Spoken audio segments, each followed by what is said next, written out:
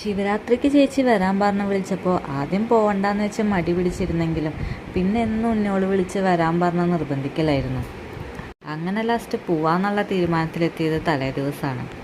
Train രാവിലെ തന്നെ ആയതുകൊണ്ട് ഞാൻ രാവിലെ തന്നെ നേരത്തെ എണീറ്റ് അത്യാവശ്യം റെഡിയായി കഴിഞ്ഞതിന് ശേഷമാണ് ഉണ്ണീനെ വിളിച്ചത്.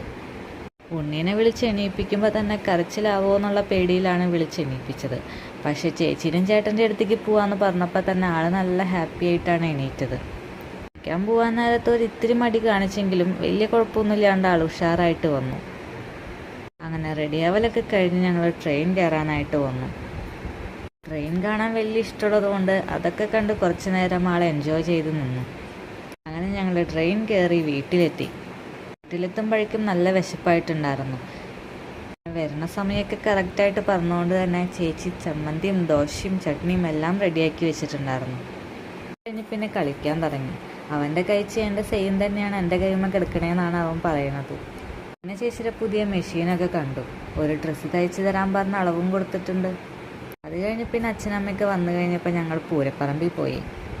വഴിയിൽ വെച്ച് കുറച്ച് നേരം നാസിക് ഡോളും കാവടിയൊക്കെ കണ്ടു നിന്നതിന് ശേഷമാണ് ഞങ്ങൾ അമ്പലത്തിൽ പോയത്. അമ്പലത്തിൻ്റെ തൊട്ടടുത്ത് തന്നെയാണ് നീരവിൻ്റെ അംഗനവാടി. അങ്ങനെ അതൊക്കെ എനിക്ക് കാണിച്ചു തന്നു. അച്ഛനും ചേച്ചിയും കൂടെ കമ്മൽ സെലക്ട് ചെയ്തുകൊണ്ടിരിക്കുകയായിരുന്നു. കുറച്ച് ഷോപ്പിംഗ് ഒക്കെ കഴിഞ്ഞ് ഞങ്ങൾ തിരിച്ചു പോന്നു. അങ്ങനെ വീട്ടിലെത്തിക്കഴിഞ്ഞ് ഞങ്ങൾ ഫുഡ് കഴിക്കാനായിട്ടിരുന്നു. അത് കഴിഞ്ഞ് നല്ല പായസവും കുടിച്ചു. അവിടെ ചേട്ടനും അനിയത്തിയും കൂടെ ഒരുമിച്ചാണ് ചോറുണ്ണാനായിട്ടിരിക്കണത്.